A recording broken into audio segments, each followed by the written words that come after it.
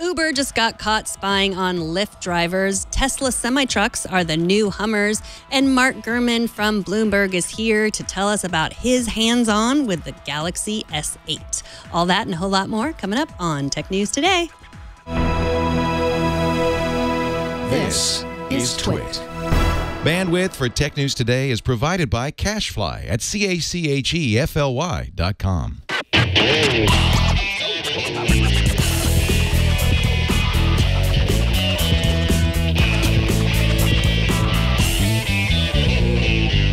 This is Tech News Today, episode 1746, recorded Thursday, April 13th, 2017. This episode of Tech News Today is brought to you by Blue Apron, the #1 fresh ingredient and recipe delivery service in the country.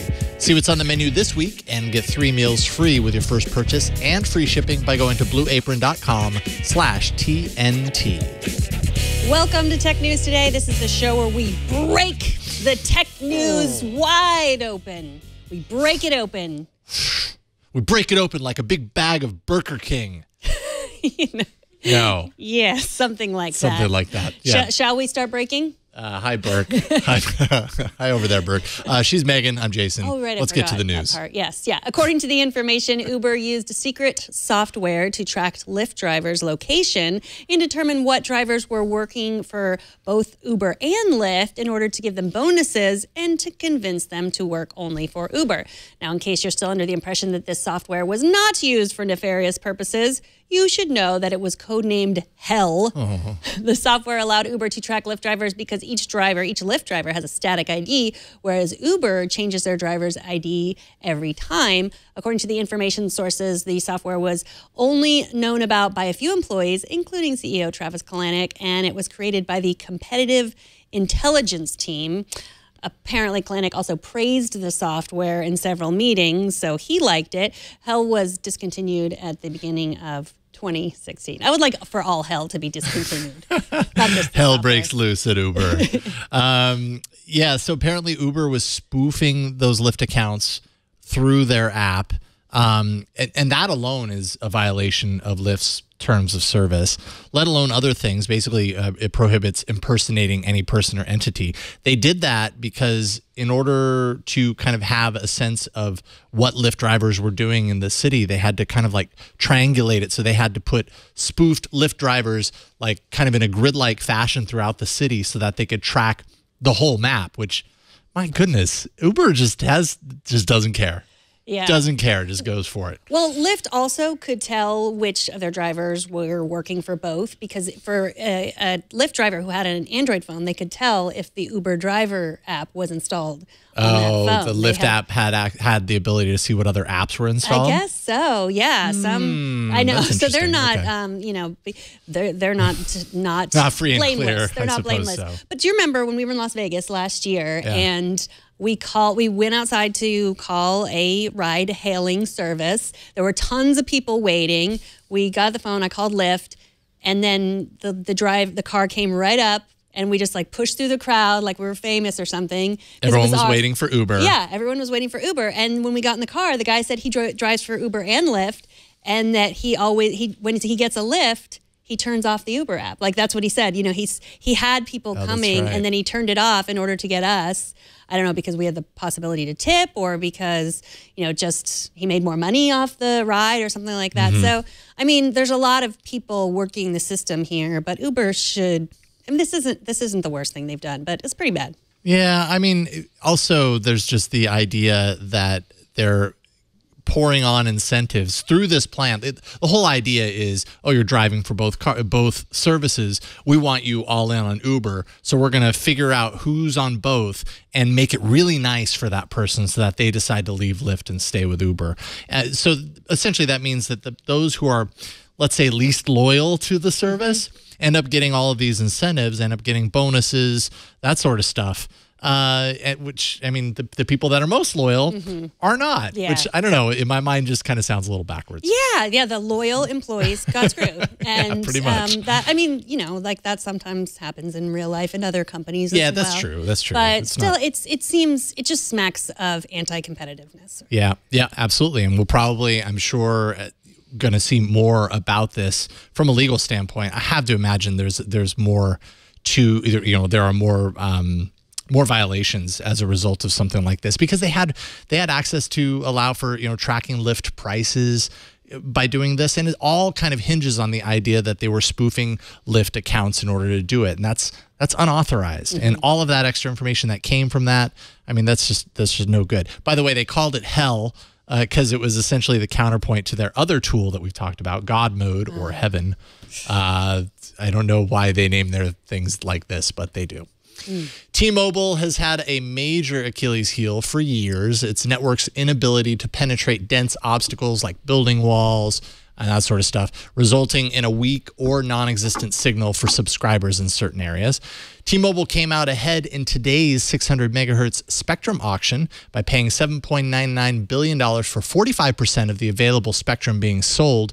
That's going to ultimately boost its LTE network throughout the U.S. T-Mobile says this will quadruple their low-band coverage, which will strengthen the signal in those circumstances, as well as providing better coverage in rural areas. I mean, this is what T-Mobile has needed for a very long time. Now, because of this win through the auction, they have plans to deploy part of the new spectrum throughout the year to the end of the year, and then even more spectrum to deploy as we go into 2018. So, I mean, T-Mobile is doing a lot of really great things. This was a major weakness for the network. This could potentially kind of wipe that out and make T-Mobile even more of a player right now. I wish I understood a little bit better about how this worked, because what I read was that it's now being used by TV broadcasters, the spectrum, so that really it might not be open or might not be fully open until 2020. That's what The Verge said. Oh, right. So is it just like it gets slowly opened as TV broadcasters go off the air? Yeah, that's a really good question. I didn't catch that aspect of it, but yeah, you're right. It's kind of like repurposing that spectrum from its old use and now into the new use. T-Mobile wasn't the only winner, if you want to call it winner. It's kind of like eBay. You won, and now you get to pay things. Now you get to pay $6 billion. Exactly. Verizon and Sprint didn't acquire any, but Dish, Comcast, AT&T, U.S. Cellular, they all kind of got in on it, and they all stand to gain from this. So, I mean, I'm a T-Mobile subscriber, so I'm super thrilled about this. I've kind of gotten used to the fact that at least here, I think we got a repeater and in order.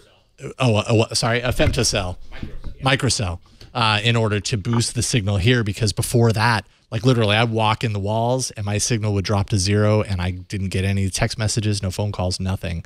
But I love T-Mobile, as I love a lot of the things that they're doing. So this is going to fill that gap pretty nicely. Free pizza.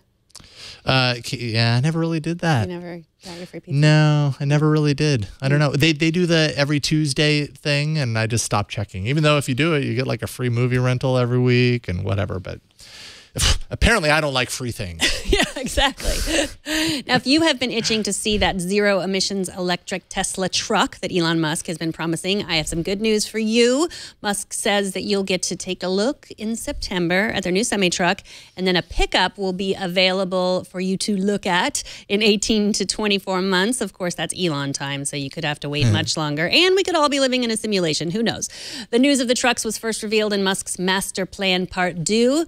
And these updates don't even come from a company press release. Instead, Musk took to Twitter to make these announcements and to say that its next generation Roadster will be a convertible. And if you put money down for a Model 3, you can now see what it looks like, although a lot of spy pictures have been circulating the internet for a while. So yeah, some last-minute kind of tweaks to the design, but some of the pictures in the Autoblog.com story, Brian, there's some pictures circulating there of the Model 3, which I think reflect, from what I could understand, the final exterior design. So this is what they will actually look like. Any changes from here on out will probably be more internal underneath the hood. But I would guess that Autopilot's probably going to be on here. I know that Autopilot's super important to Tesla, right? And then you've got Auto in this space. Also kind of aiming to do autonomous driving for these big trucks, the big rigs. So I don't see why Tesla wouldn't. That's kind of part of their secret sauce, kind of part of their magic formula going forward, I think. Maybe because it's terrifying? Maybe.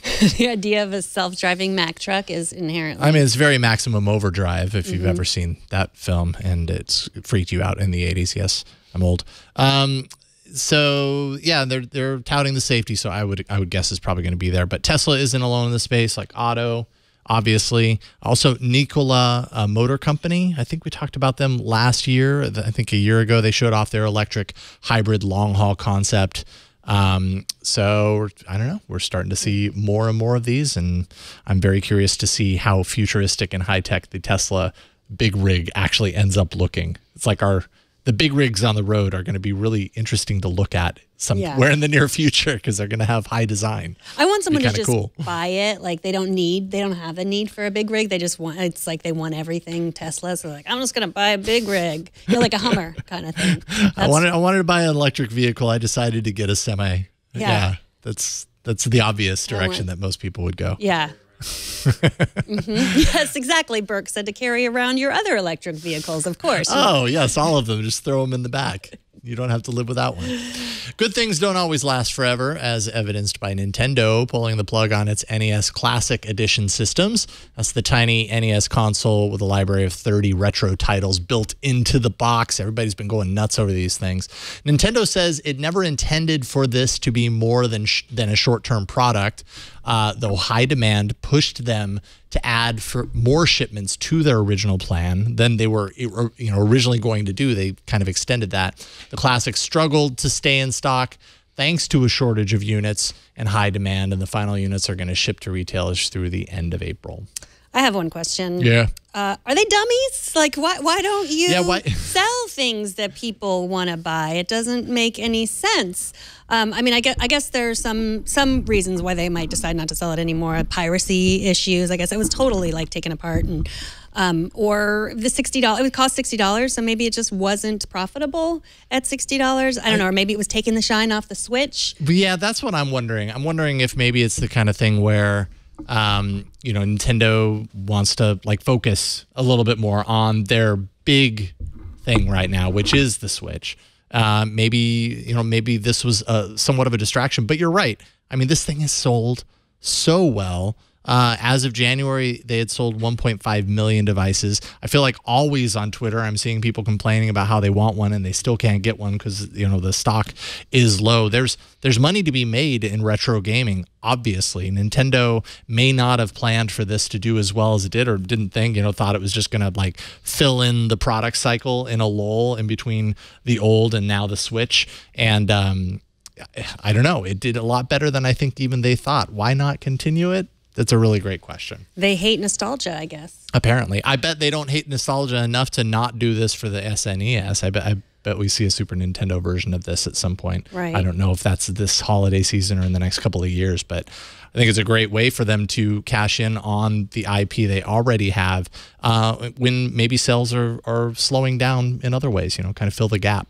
It could be like how Disney used to just release their movies like it's Bambi, but just for a limited time. I know. I hated that. Yes, it could be that. Well, the place where podcasts were born and where many people still acquire their podcasts, the name has been changed. iTunes Podcast is now Apple Podcasts. Jason Snell from Six Colors, as well as many others, are wondering if this is the beginning of the end of iTunes as a whole. Apple made no other changes to their podcast directory or the system or the app for iOS. And back in February at Recode's Code Conference, Eddie Q said Apple was working on new features for podcasts, but we have yet to see anything beyond this rebranding. And it makes me think that they might be just the whole i branding might be out of the way. Like you have your iPhone and your iPad, but it wasn't the iWatch, it wasn't the iTV. That it just kind of feels a little old-fashioned, that i. Do you think that they're going to get rid of the i in iPhone? We're going to have a 10th anniversary phone. What if it's just the Apple phone? Like, why not? That's true. Why not? I mean, my knee-jerk reaction to why not is because it's the iPhone and everybody knows what an iPhone is. And to switch from that to Apple phone, it would be, I guess, to some degree, a risk. But if they're going to do it, the 10th anniversary would be it. Maybe this is, maybe you're right. Maybe this is a signal in that direction. I mean, as far as iTunes is concerned, this was a really long time coming. How long has iTunes been bloated and full of all these things that it was like, we didn't know where to put it. This is our media thing, even though it's called iTunes. It's our media place. And it all just goes there. So, I mean, this has needed to happen for a while. hopefully, and I think Jason Snell kind of pointed to this in his article. Hopefully this is the direction that they're going, and maybe that involves splitting it out into their own apps. Is that something that you would want to see on iOS?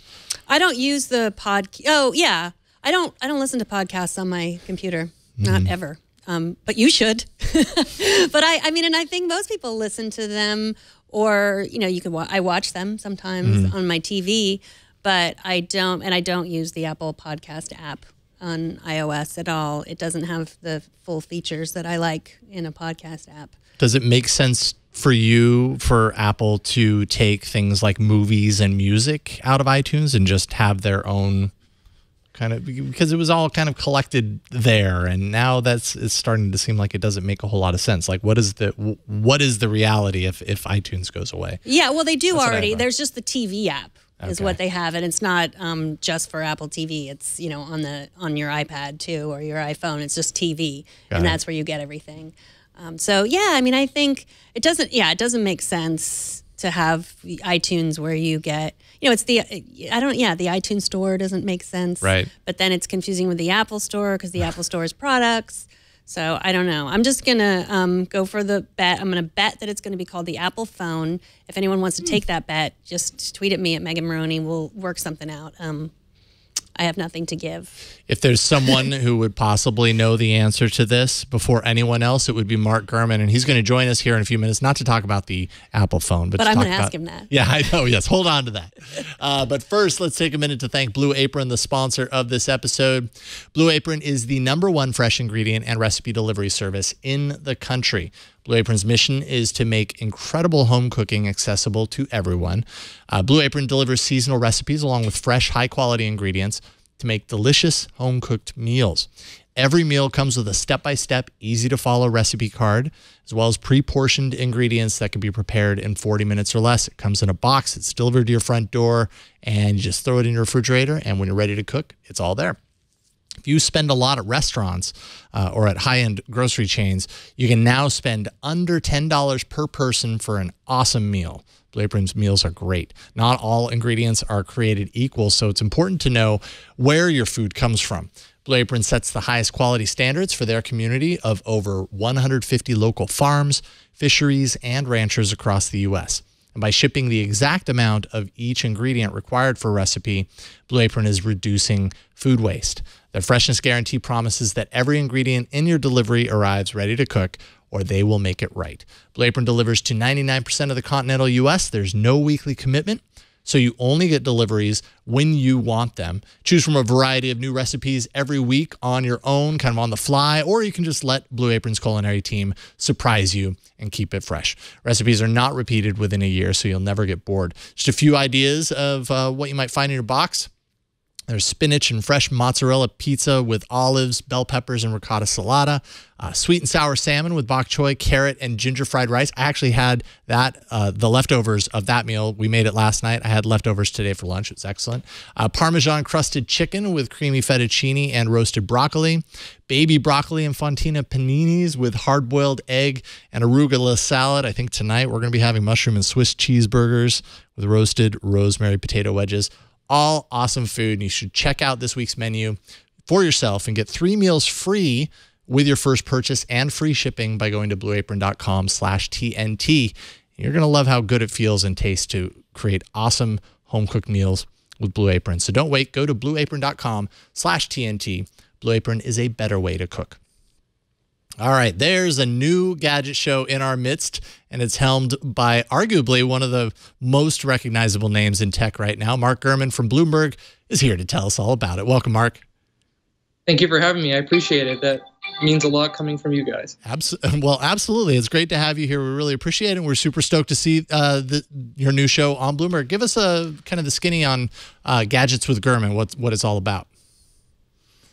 Right. So the show aims to take a look at a new piece of technology every week. Sometimes we're going to do one device. Other times we're going to do multiple devices, depending on the category. And we're aiming to sort of show things exclusively, show things that people haven't shown before. So, for example, we had the Galaxy S8 on yesterday, and people really liked the interactivity of the episode. We try to put in some interaction with the audience, allow them to ask questions and sort of, talk to us, but also talk to the device in a way and really try to get a feel for it, even though they're just watching it online. So you've got this on Bloomberg, the Bloomberg site, obviously, but you're also using a lot of the other kind of live video tools and services. I noticed Periscope has it on there. Is that kind of how you're taking feedback from the people who are watching? Right. So we're using, like you said, Twitter's Periscope, which is a really great platform for this kind of stuff. Facebook Live, the results have been amazing so far. It's really exciting. The engagement has been wonderful on Facebook. In particular, people are really staying for the entire live show. People really want to just hear what's next. And, we've really gotten so much great feedback, nothing negative, really. So we still, I believe, have a lot to improve on. I think it's going to get better over time. But so far, I think it's been going really great. And yet, like you said, it's on the Bloomberg website, of course, the Bloomberg terminal, which is the best way to watch it, and online platforms. So I noticed when I watched the first episode, you took a lot of questions. Were you taking them from Facebook and from Periscope and from Bloomberg, from the Bloomberg site as well? Where were all the questions coming from? Well, actually, it's actually very interesting. When we announced it earlier yesterday morning online and on my Twitter, people just started tweeting me personally questions and actually emailing them in to me and to the producers and others at Bloomberg. A lot of people were really instantly excited to hear about the show. Over the course of the show, a lot of comments went to Facebook and Twitter as well. Nice. So you mentioned, and obviously we're seeing it here, you cover the Samsung Galaxy S8, the S8 Plus on your inaugural episode. Obviously a very anticipated product. I can't wait to get mine here in a couple of weeks. How do you, if you don't mind giving us a little bit of insight as far as how you feel about the hardware and the time that you've had with it so far? What do you think? Right. I think the S8 is a cool phone. And like I said on the show, I think it's beginning a new trend of phones with taller displays, OLED displays, thinner bezels. We saw the LG G6 phone earlier this year. There's a Xiaomi phone that has a similar design. Andy Rubin, the founder of Android, is coming out with a phone with very slim bezels in the not too distant future as well. And I think Samsung is getting there first in terms of on the high end and the mass market devices. And we'll see what Apple has up its sleeve for the fall. As you said in the show, and we mentioned yesterday, the Bixby voice won't be available when the phone first comes out, but the AI is already there. What do you think about the AI? Is it better than the Google Assistant? I think the Bixby overall umbrella term is a marketing term for many different artificial intelligence programs on the phone. I think the voice thing, the Siri-like interface, is the most critical element of it, so it's a shame that it's not ready for launch. But some of the other Bixby stuff, like the vision feature, we showed it on air. Actually, a lot of people made comments about this. We took a picture of some Oikos yogurt. I said it was my favorite yogurt on the show. People thought that was, a marketing stunt, but it wasn't. And you could take a picture of it and uses its AI intelligence to take you to Amazon's website by scanning the barcode to do a price comparison. So I do think it's pretty neat. That was going to be my question, if it was sponsored by Oikos yogurt. But it's good to know that was just an honest opinion. Well, about the yogurt. it is. I mean, I'm not sponsored either, and I would agree it's pretty good.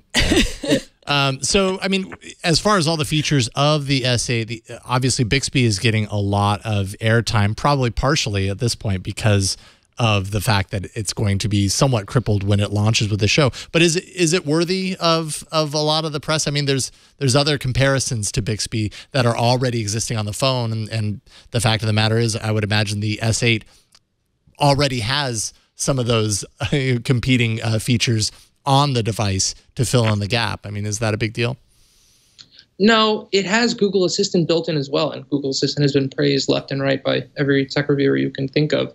A really big Siri competitor to Amazon Alexa. So I think it's interesting, and we're not going to see this until late spring, maybe May, June, when this Bixby software actually hits. But having Google Assistant and Bixby on the same device, that's going to be an interesting war in itself. Yeah, absolutely. Now, I mean, it's safe to say you're pretty known in the tech world for your exclusives and for your insight behind the scenes. How much of that kind of news will make its way into the show on a weekly basis, or is that more or less reserved for the writing that you're doing and going forward that way? That's a great question. I appreciate that. Well, I mean, what we're trying to do here at Bloomberg is bring the news and the content to all of our platforms. Like we like to call it on Bloomberg, right? So we want this show, for instance, to be live on all those platforms, but we also have a distilled 90-second quick version that's really a recap of the show that goes to our other digital platforms and onto the Bloomberg website. And that's going to be spread around really quickly. I think that's a big component of it. And just like that, we want the news everywhere too. So we want the news on broadcast. We want the news on digital. We want it in Business Week, the magazine. We want it on the website. So I think you're going to see some news quickly creep its way into the digital shows as well. And when we start syndicating onto the Bloomberg broadcast TV, I think you're going to see a mix of the news and the new consumer gadget elements together. Nice. I had another question about the S8. You say in your new show that you don't think that it will have the same battery problem as the I hope so. The Note 7. But can you talk a little bit about why you think that why you're bullish on the battery? I'll tell you why. This is an example that I sometimes use about any problem. So there was a mall near my house in LA, and for years there were no stop signs. Like, okay, this is a mall. It's the Grove, right? You can drive through the mall. There's like a market there. And for years, the first 5 or so years when this mall was open, cars can just drive through. There was no patrolman. There was no stoplights or anything like that. Not really a monitored stop sign. And then one day, someone I think got hit or almost got hit. And then from there on out, they have a patrol person, they have lights, right? When a problem happens, all efforts go in to make sure the problem doesn't happen again.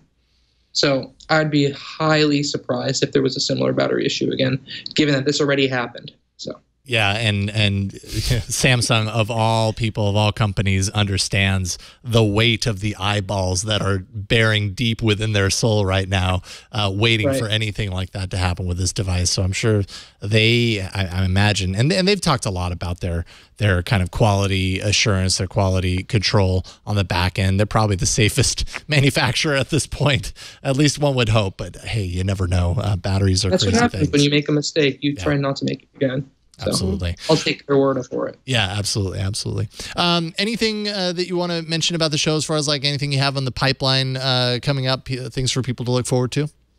Sure. Thanks for that. It's, we're very excited. We have episodes and scripts written for, weeks ahead. We have so many cool products in the pipeline, so many discussions we're having right now with companies. So we're chock full of content for the foreseeable future. And I think the show's going to improve on a weekly basis. So I'm really excited to grow with the show and allow the show to build up an audience over time. And I'm really looking forward to seeing everyone watching it. And, thank you so much for having me on to talk about it. It means a lot. And I appreciate it. Well, will we see products that like the S8 that aren't available yet? Or are you going to be doing product reviews or roundups of things that can be purchased right when they watch the show? It's going to be a mix. So ideally, we're going to have a lot of stuff that's not out yet, stuff that's coming in the near future in terms of the show's time frame. But we're also going to have products that are already released for weeks when there is not a new product. It's not every week that a blockbuster new product hits the market. Right. So there's going to be weeks where we're going to have unique roundups, unique comparisons. And of course, people are coming for our smart take as well. So we might have a product that already came out a few months earlier, but we think a smart take is very valuable because they all have life cycles. And another thing we're doing is cost analysis. Not everyone buys an iPhone day one. So how much will an iPhone cost you if you buy it now? What do you do when the next iPhone comes out? So we're going to play around a lot with that. Right on. Mark Gurman, always a pleasure getting you on. Thank you so much for taking a few minutes out of your day to join us and talk about your new show. Congratulations. Thank you so much for having me. I appreciate it. Absolutely. Bloomberg.com, of course. Mark Gurman on Twitter. We'll talk to you soon, Mark. Thank you. We got some feedback. Taj writes about my assertion yesterday that the biggest problems schools have with Windows or Mac laptops is kids installing malware. I guess we were mostly talking about Windows. He says, I work as a computer technician for a school system, and I can tell you that by far, that is not the biggest problem. We rarely have to service a computer for malware. Usually what causes the most trouble is issues with programs and performance issues. Ed tech in general is very clunky and not well supported on the technology side, so problems crop up all the time. Chromebooks are easier to use for students and boot in an instant. They also have less background processes since it's not a full-fledged OS like Windows is. Group policy is much easier to manage as well for Chromebooks. That makes perfect sense. I love it when experts in the field write us and tell us what really is the truth. Correct. Not just what we believe to be the truth. Exactly. And that makes perfect sense. It's just, it's not necessarily malware. It's not, don't blame the kids all the time. It's older systems that aren't working well. So. Right. Absolutely. TNT's fan of the day is Chris Wallace. who actually sent us this picture on Twitter saying that he listens to TNT while changing brake shoes on trains, to which I say, be careful. Don't hurt yourself. That looks dangerous. But you probably know what you're doing. You probably get paid because this is what you do for a living, and I respect that you do this because I wouldn't want to. I'd cut off my finger, I'm sure. So anyways, thanks for sending that in. Show us how you watch or listen to TNT. Just record a video or take a picture of yourself or your setup. Post it on Instagram, Google+, Twitter, or Facebook, and use the hashtag HowIWatchTNT, and we'll find it. And thank you to Richard Williams for pointing us to our last story. According to WKBN First News in East Palestine, Ohio, an 8-year-old boy drove himself and his 4-year-old sister to the local McDonald's to get some cheeseburgers. No one was hurt. Witnesses said the boy obeyed every traffic rule. When they got to McDonald's, enough people had notified the police that they had surrounded the car in the parking lot. And when asked, the boy told the officer that he had learned to drive by watching YouTube videos. Oh, boy.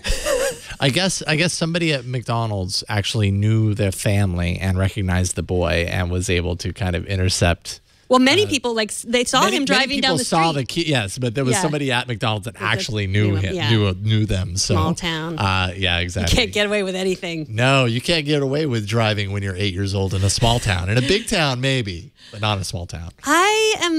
This is, it's a scary story. I'm glad that nothing happened to them. Yeah, no kidding.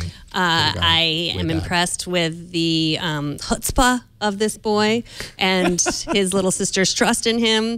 And I was going to learn how to drive a stick shift using YouTube videos. Then I decided it was not worth it to learn how to drive a stick shift. But you can learn anything on YouTube videos. And be careful what your kids are watching on YouTube. My kids constantly watch plastic surgery and such. Oh boy, no. This is the video the kid used to learn how to drive. Is this speed? It was. That is not the video. He kept it over 50 miles per hour the whole time. Yes. I learned how to drive a car. Apparently, we have to always go more than 50 miles per hour. Let's go. Yes. I'm amazed that they made it in one piece. They didn't hit anything along the way. I'm happy that that happened, obviously, that way. But wow, never would have guessed. That's just crazy. They had to make a right turn. He had to make a right turn, but no left turn. Okay, there's that. Yeah. Maybe they read a UPS article to learn that UPS does not take left turns because it mitigates risk. Right. Well, my mother-in-law hates driving, and she has all of her driving routes planned out so she doesn't have to make left turns. That's either. smart. Yeah, she's like UPS, I guess. That's smart. What did Burke? Burke is hoping that these kids can actually take over for him. However, on YouTube, you can't learn how to run a teleprompter. I'm sorry, Burke. Sorry. We can produce the video. You can be the one running the teleprompter. We'll post it on YouTube. Get 1 million views, and you'll have plenty of people to take over for you. Yeah. I'm sure there are many 8-year-olds watching this right now saying, that looks easy. I could do that. I was going to drive. I've decided not to. Now I want a teleprompter. TNT records live every Monday through Friday at 4 p.m. Pacific, 7 p.m. Eastern, 2300 UTC at twit.tv/live. You can be part of the show by emailing us, tnt@twit.tv. Leave us a short voicemail at 260-TNT-SHOW. And find us on Twitter at TechNewsTodayTV. Hey, if you visit Reddit regularly, stop by our subreddit. It's at technewstoday.reddit.com. There's lots of the stories that we discuss. We often go there to look for stories. I comment on stories. I up them, I down them. It's a good community, and we should all be there more often. Find all the ways to subscribe to our show at twit.tv/TNT. And if you want to tweet at me, I am at Megan Maroney. And I am at Jason Howell. Thanks to our technical director, Brian Burnett, as always. Thanks to Burke for helping out in the studio, and give me a thumbs up. All I asked for is a thumbs up, Burke. There we go. Excellent. Much better. Thanks to Kevin for editing the show, and thanks to you for talking tech with us today. We'll see y'all tomorrow. Bye, everybody.